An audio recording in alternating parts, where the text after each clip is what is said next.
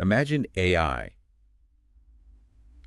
diagnosing diseases, predicting patient outcomes, even personalizing treatments. Yeah. All from analyzing microscopic images of your tissues. Wow. That future is closer than you think thanks to Pathology Foundation models, and we're diving into a paper all about one, a groundbreaking one called Atlas. Yeah, this is a really exciting development. Developed by researchers at Mayo Clinic, Charité, Universitätsmedizin Berlin, and Agnostics, this model is set to change how we understand human tissue.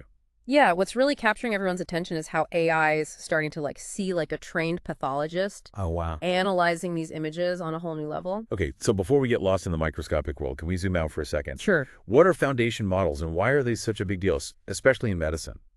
So think of them as AI with a really broad base of knowledge. Instead of being trained for just one specific task, they're exposed to massive amounts of data, Right. giving them a more general understanding. So it's like the difference between someone who only knows how to bake chocolate chip cookies versus a seasoned chef who can whip up anything. That's a great analogy. Okay. This adaptability makes foundation models incredibly versatile, especially in pathology, where you're dealing with so many different tissue types, diseases, and techniques. Right, because a liver cell looks totally different from brain cell. Exactly. And then you have all the different ways to stain them. Yeah, it's like having a universal translator for the microscopic world. Oh, wow. And that's where Atlas comes in. Okay. This model is specifically designed to analyze histopathology images, those incredibly detailed pictures taken under a microscope. It's like giving AI its own microscope and a crash course in pathology. Yeah, exactly. So how much did they cram into this AI crash course? Right. The paper mentioned a massive data set, right? Massive is an understatement. Okay. Atlas was trained on over 1.2 million histopathology images Wow. from over 490,000 cases. Wow.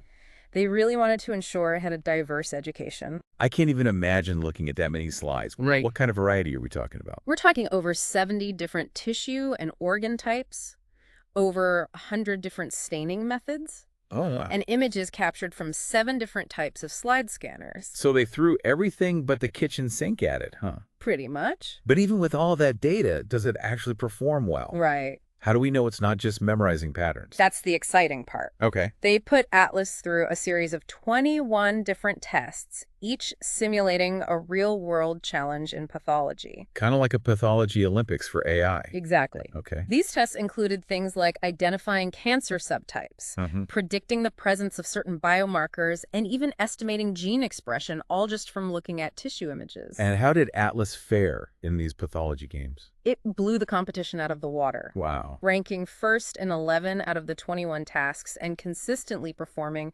among the top contenders. So it's not just a one-trick pony, it's a multi-talented, microscopic marvel. Yeah, it really is. This Atlas model is sounding more and more impressive. What makes it stand out from the crowd? One key factor is how it was trained. Okay. Atlas learned from images taken at different magnification levels, much like how we zoom in and out on a microscope Right. to get a more complete picture. That makes sense. Yeah. Sometimes you need to see the whole forest, and sometimes you need to focus on a single leaf to understand what's going on. Exactly. And remember all those different staining methods? Yes. Atlas wasn't limited to the standard H&E stain, Right. just like seeing the basic outline of a building. Okay. It also learned from IHC and special stains, which reveal the inner workings, the plumbings, the electrical wiring, so to speak. Oh, wow. This lets it identify a much wider range of biomarkers and cellular features. So it's like Atlas can not only see the building blocks of our bodies, Right? but it can also understand how they fit together and what might be going wrong inside them. That's incredible. It really is. And you might think that for a model to be this good, it must be absolutely massive in terms of size and computational power. But here's where it gets really interesting. Okay. Atlas is actually relatively small compared to some other AI models out there. Hold on. Didn't we just say it was trained on over 1 million images? Right. How can something that powerful be considered small? It's true. In the world of AI, bigger models are often seen as better. Yeah. But Atlas challenges that assumption. Okay. It seems that data quality and training methods can sometimes trump sheer size. That's pretty amazing. Yeah. So it's not just about throwing more data at the problem. Right. It's about using the right data and teaching the model in the right way. Yeah. Kind of like how a good teacher can have a bigger impact than a giant textbook. Right. That's a great way to put it. Hmm. And the researchers believe this focus on data diversity and careful training is a key reason why Atlas is outperforming some of its larger competitors. So it's a real testament to the idea that quality over quantity can win the day, Yes. even in the world of AI. Yeah. But what does this all actually mean for us outside the lab? Yeah. Why should someone listening to this care about Atlas and what it can do? Because it offers a glimpse into a future where healthcare is faster, more accurate, and tailored to each individual. Okay. Imagine diagnoses being made earlier Yeah. and treatments being chosen based on the unique characteristics of your own tissues, all thanks to AI analysis. Okay, now that is something I can get excited about. Yeah. It sounds like we're on the verge of a major shift in how we approach diagnosis and treatment. Right. But I bet there are still hurdles to overcome before this becomes a reality, right?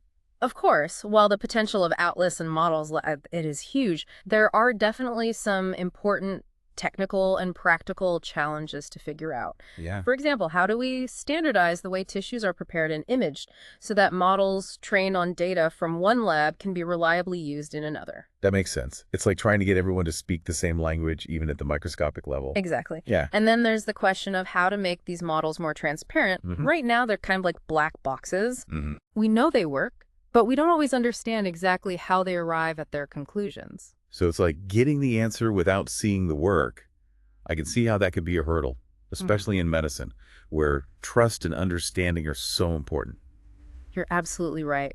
Researchers are working on ways to make these models more interpretable, which will be crucial for their widespread adoption in clinical practice.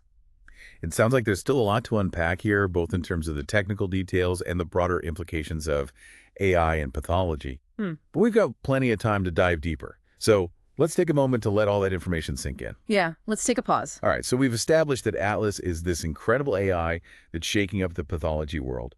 But before we get too carried away with the hype, are there any downsides or challenges we need to be aware of? I mean, no technology is perfect, right? You're absolutely right. While the potential benefits are immense, there are definitely some important considerations to keep in mind. One of the biggest challenges is ensuring that these models are accessible and beneficial to everyone, not just a select few. That makes sense. We don't want to create a situation where only certain hospitals or patients have access to this advanced technology, further widening existing healthcare disparities. Exactly. It's crucial that we think carefully about how these models are developed, distributed, and implemented to ensure equitable access and avoid exacerbating existing inequalities. So it's not just about the technology itself, but about how we use it responsibly and ethically speaking, of which one of the things that often comes up with AI is the potential for bias.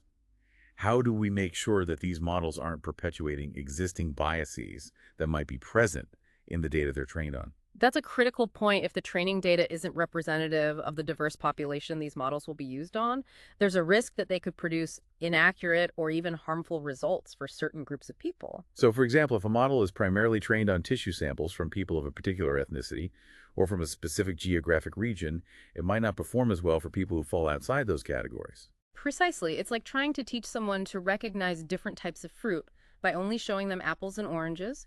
They might struggle to identify a mango or a pineapple when they encounter it. That's a great analogy. Yeah. So how do we overcome this challenge and ensure that these models are truly representative and unbiased? It all starts with the data researchers need to be incredibly diligent in curating diverse and inclusive data sets that accurately reflect the full spectrum of human variation. This means including samples from people of different ages, genders, ethnicities, socioeconomic backgrounds, and health conditions. So it's not just about having a lot of data, but about having the right kind of data that captures the beautiful complexity of the human population. Exactly. And it's an ongoing process. As we learn more about the potential biases that can creep into these models, we need to constantly reevaluate and refine our data sets to ensure they are as inclusive and representative as possible. It sounds like building these models is a bit like baking a cake. You can't just throw any ingredients together and expect a delicious result. You need the right proportions, the right quality of ingredients, and a lot of careful attention to detail. That's a very apt comparison, and just like with baking, there's always room for improvement. We're still learning about the nuances of AI and how to best train these models to be both accurate and fair. Speaking of learning earlier, you mentioned that one of the challenges with these models is their lack of transparency. They're often seen as black boxes because we don't fully understand how they arrive at their conclusions. What are researchers doing to address this issue? It's a very active area of research. One approach is to develop techniques that allow us to peer inside these black boxes and see how the models are processing information. Think of it like having a window into the AI's thought process. That's an interesting image. So Why? instead of just getting an answer, we'd be able to see the steps the AI took to get there. Exactly. This could help us understand why a model might make a certain prediction, identify potential biases or errors in its reasoning, and ultimately build more trust in its conclusions. It sounds like a bit of a detective story trying to unravel the mysteries of the AI's mind. But why is this transparency so important, especially in the context of healthcare? Because in healthcare, trust is paramount. Imagine a doctor telling you that you need a certain treatment, but they can't explain why you'd probably be hesitant to accept their recommendation, right? Absolutely. I'd want to know the reasoning behind their decision, the evidence that supports it, and the potential risks and benefits. It's the same with AI. If we want doctors and patients to embrace these models, we need to be able to explain how they work, why they're making certain predictions, and what level of confidence we have in those predictions. So it's not just about building models that are accurate, it's also about building models that are understandable and trustworthy. Exactly. And this transparency will be essential not only for gaining the acceptance of healthcare professionals, but also for ensuring that these models are used responsibly and ethically. This is all fascinating stuff, but I'm also curious about the practical side of things. How do we actually integrate these models into real-world pathology labs? It's not like we can just plug them in and expect everything to work seamlessly, right? You're right. There are definitely some logistical hurdles to overcome. For example, we need to think about how to connect these models to the existing systems and workflows in pathology labs, how to train pathologists to use them effectively, and how to ensure that the results are properly interpreted and communicated to other healthcare providers. So it's not just about developing the technology, but about making sure it fits into the existing healthcare ecosystem. Exactly. It's like trying to introduce a new species into an established ecosystem. You need to make sure it can coexist with the other organisms, that it doesn't disrupt the balance, and that it ultimately contributes to the overall health of the ecosystem. That's a great analogy. So what are some of the specific steps that need to be taken to ensure a smooth transition? One key step is standardization, as we discussed earlier. There's currently a lot of variation in the way tissue samples are prepared, imaged, and analyzed across different labs.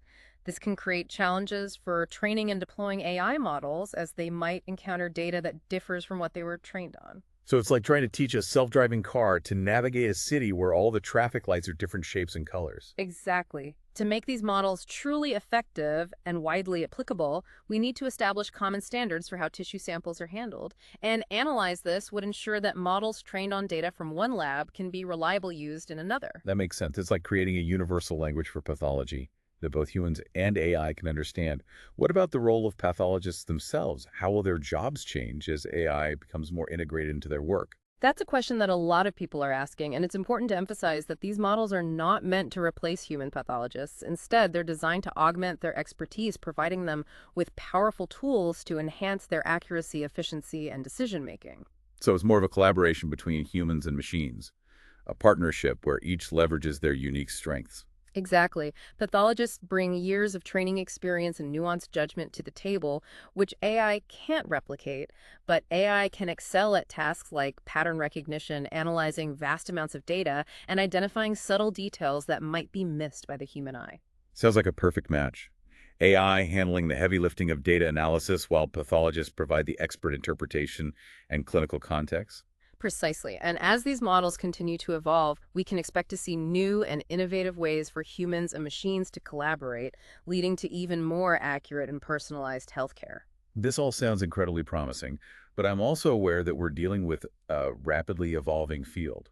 What are some of the key areas where you see future research and development focusing on? One area that's particularly exciting is the integration of these models with other types of medical data. Right now, we're primarily focused on analyzing tissue images, but imagine if we could combine that information with a patient's genomic data, their medical history, even data from wearable sensors. So instead of just looking at a snapshot of the tissue, we'd be able to see the whole movie of a patient's health, from their genes to their lifestyle choices. Exactly. This would provide a much richer and more holistic view of the patient, leading to even more personalized and precise diagnoses and treatment plans. It sounds like the future of pathology will involve not just AI, but a convergence of AI with other cutting-edge technologies.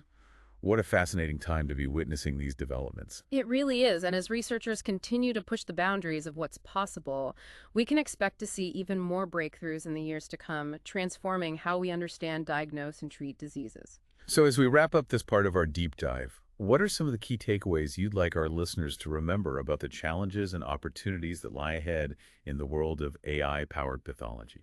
I think the most important takeaway is that AI has the potential to revolutionize pathology, making it faster, more accurate, and more personalized. However, we need to be mindful of the potential pitfalls and ensure that these models are developed and deployed responsibly, ethically, and equitably. Well said. We need to ensure that this powerful technology benefits everyone and that we use it to create a healthier and more equitable future for all. And speaking of the future, I understand you have a provocative thought to leave our listeners with as we head into the final part of our deep dive. I do. We've talked a lot about how AI might change the practice of pathology, but what if it goes even deeper than that? What if these models don't just change how we do pathology, but actually change our fundamental understanding of disease itself? Whoa, that's Sure. a big one. I'm really curious to hear where you're going with this. Let's take another quick pause to let that idea sink in, and we'll be right back to explore that thought further. Okay, my mind is officially blown. You're suggesting that AI could actually change how we understand disease at its core. Yeah, think about it. Right now, we tend to classify diseases based on, their observable symptoms, their location in the body, or the specific organ they affect. Right. But what if these categories are too broad? What if AI can reveal hidden connections and patterns that we've been missing? So you're saying that AI might help us see beyond the surface and uncover deeper relationships between diseases that might seem completely unrelated based on our current understanding. Exactly. Imagine AI showing us that a disease we thought was primarily a lung problem actually shares a common molecular pathway with a disease we thought was primarily a neurological disorder. That would be revolutionary. It would be like discovering a hidden network connecting different parts of the body, Yeah. a network that operates beneath the level of our current diagnostic categories. Precisely. And this new understanding could have profound implications for how we approach treatment. Okay. If we can target these underlying molecular pathways, we might be able to develop therapies that are effective for a wider range of conditions, even those that we currently see as distinct. It's like finding a master key that unlocks multiple doors instead of needing a different key for each one. Yeah. That's incredibly exciting. Yeah. But how would AI actually go about uncovering these hidden connections? By analyzing vast amounts of data, far more than any human could ever process. Right. We're talking about combining genetic information, protein expression profiles, tissue images, clinical data, and even lifestyle factors. AI could sift through all this information and identify subtle correlations that would be impossible for us to spot. So it's like having an army of microscopic detectives, each one searching for clues, and then pooling their findings to build a complete picture of how disease works at a molecular level. That's a great analogy. And this new understanding could lead to a complete paradigm shift in how we classify and treat diseases. Wow. We might move away from symptom-based diagnoses to diagnoses based on underlying molecular mechanisms. It's like moving from a world of blurry black and white photos to a world of high-definition full-color images. Suddenly, we'd be seeing disease in a whole new light. Exactly. And this could lead to more targeted, personalized, and effective treatments. Wow. Imagine being able to tailor therapies not just to a specific disease, but to an individual's unique molecular profile. Wow, that's a powerful vision of the future of medicine. But this kind of shift in thinking would require a major change in how we approach medical research and education, wouldn't it? Absolutely. It would require closer collaboration between clinicians, researchers, and data scientists. Medical schools might need to incorporate more data science and bioinformatics into their curricula, and we'd need to create new platforms and tools for sharing and analyzing this vast amount of data securely and ethically. It sounds like a monumental task, but also an incredibly exciting one. It's like embarking on a grand scientific expedition, charting unknown territories and rewriting the map of human disease. That's a beautiful way to put it. And I believe that AI will be our compass and our guide on this journey, helping us navigate the complexities of human biology and unlock the secrets of health and disease. This has been an incredible deep dive, full of mind-blowing insights and thought-provoking ideas. We've gone from exploring the intricacies of a single AI model to contemplating a future where AI reshapes our entire understanding of disease. It's been a pleasure sharing this journey with you. And to our listeners, we hope this deep dive has left you feeling inspired and energized by the possibilities that lie ahead. As we venture further into the world of AI-powered healthcare, remember to keep asking questions, stay curious, and embrace the transformative power of knowledge. Well said. The future is full of unknowns, but one thing is certain: with curiosity as our guide and innovation as our tool, we can create a healthier and brighter future for all. That's a perfect note to end on. Thank you for joining us on this deep dive, and we'll see you next time for another exploration of the cutting edge of science and technology.